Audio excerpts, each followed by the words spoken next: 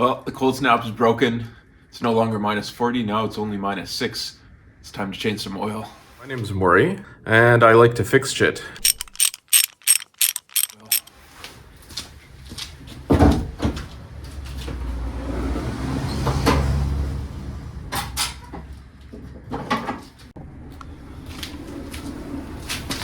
Bare minimum.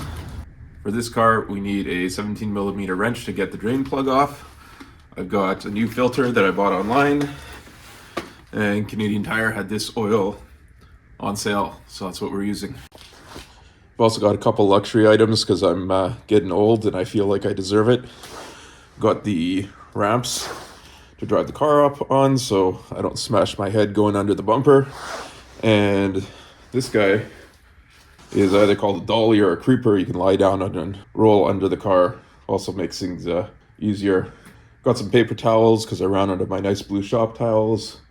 I've also got some rubber gloves to keep my hands slightly more clean. And I've got a plastic container to catch the old oil. Let's get under the car.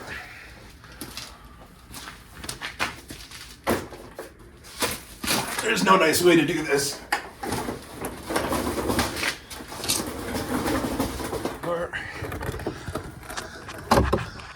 If you look right over here, there's a nice little note that says engine oil, and behind here is the drain plug. I'm going to pull that out and let the oil drain out.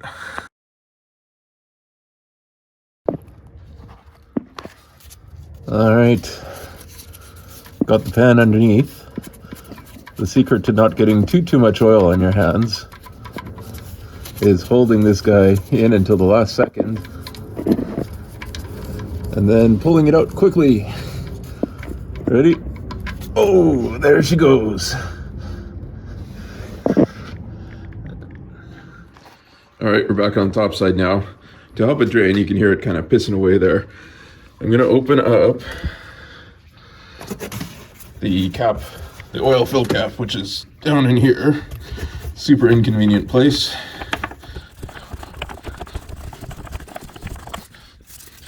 Conveniently has the type of oil I need written right on top of it, just in case I forget, and that will help let everything drain better. This is the drain bolt that I pulled out. If you look carefully, you can see that there's two different colors there. There's actually a silver washer on there called a crush washer. You're supposed to replace these every time. I don't think anyone ever does because it's kind of stuck onto the bolt, and it's been like that for the last 10 years. If it ever causes a problem, I guess I'll get a new one. Just so you can't say no one ever told you. I can get stopped dripping down there, so I'm going to go back down, give it a little wipe, and put the plug back in.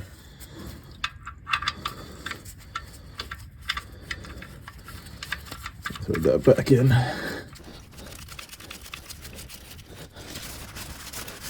Give it a little wipe off so if we see any oil later, we'll know it's new oil and not the old oil that dripped.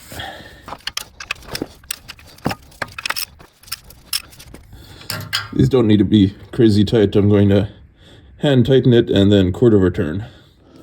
Oh, we're still on the ground on the passenger side now. This is the front wheel over here. And if you noticed when I drove it up on the ramp, I cranked the wheel over. And the reason that is so I can reach in over here and get that filter off. Not the most convenient place to have it. Also not the least convenient place. All right, got my drain pan down here underneath. This is also gonna make a mess. I've seen some guys kind of poke a hole through the bottom to drain it out, but I'm not that fancy.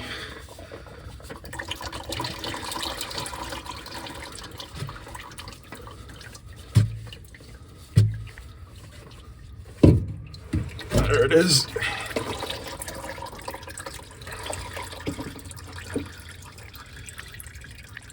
Let that drain for a minute, and then we'll put the new one on. Here's the new filter. It's a good idea to get a little bit of oil on it, on the seal. So I'm just gonna dunk that in the old oil, and then get everything lined up.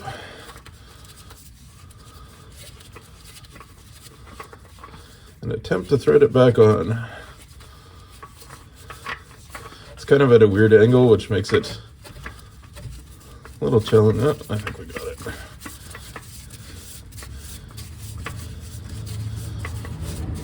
Once it's all the way on, I'll give it a little wipe down.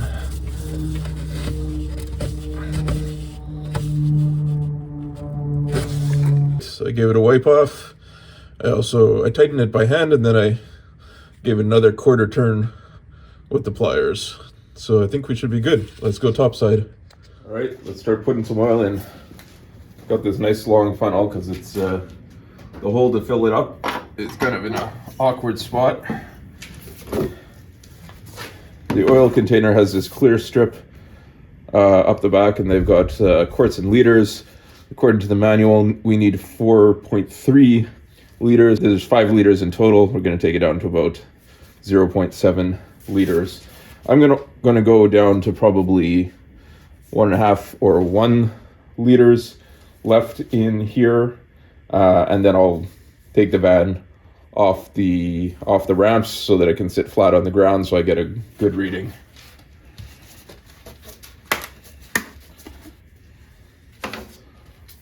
Here's a cool little trick to prevent splashing everywhere. You actually want to hold the jug what looks like upside down, but actually gives you way more control, and you don't spill, and it doesn't make that it doesn't gasp for air. You don't get that glug glug glug, splash splash splash.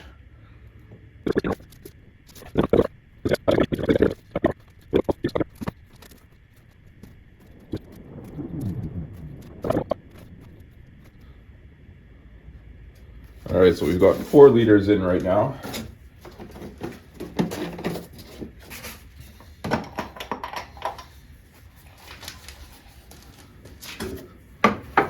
Put the cap back on without dropping it into the engine.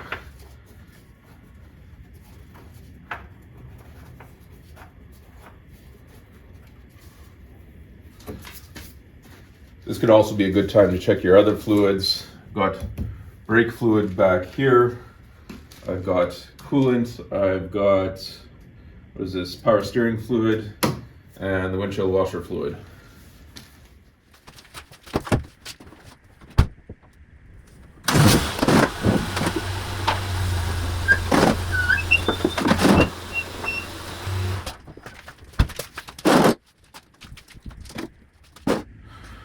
Okay, there's no puddle of oil on the ground, which is a good sign. The only oil on the ground is the dirty oil. I'm going to pull out the dipstick and give it a clean off, and I can show you what it looks like. So here it is up close.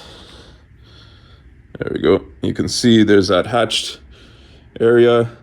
You want to be partway through that hatched area. If you're at the bottom, that means that's the least amount of oil you can have and still be good. This is the highest amount of oil that you can have and still be good. If you're over full, that's no good. If you're under full, that's no good either. I'm going to check and see where we are, but ultimately I'd like to be pretty close to the top.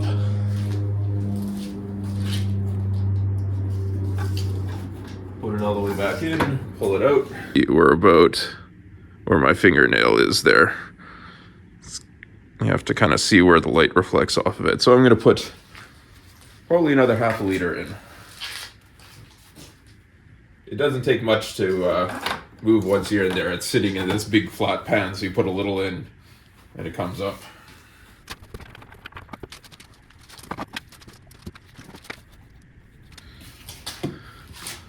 I don't know if you can see that, but the color of the oil going in is kind of a golden color. The color of the oil that came out is black as sin, which means it's doing its job. It's getting all the dirt out. There's, I believe, some detergents in there, and any gunk that's in there you want suspended in the oil so you can drain it out.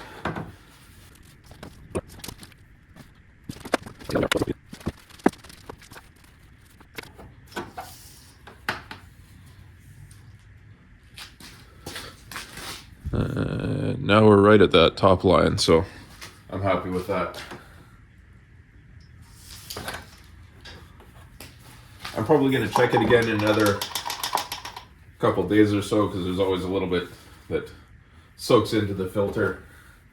But I think we should be good until our next oil change.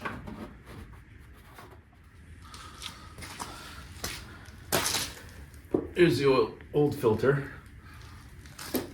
I'm going to pack that up with my other ones along with this old oil and take it to a recycling depot to be disposed of properly. I have no idea how they do that, but it's super convenient to use the empty old oil jug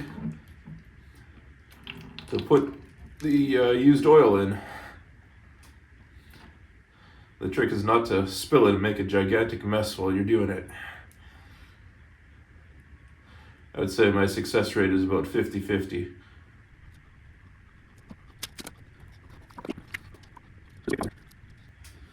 All right.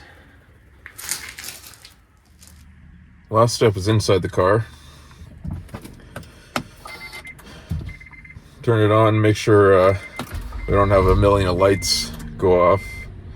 And you can see over here, maybe you can't, it says oil life 5%. Basically got to tell the car that we've done the oil change. I think it's vehicle settings.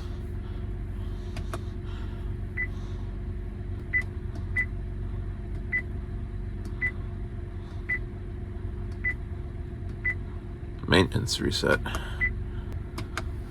And we did the engine oil, which is correct.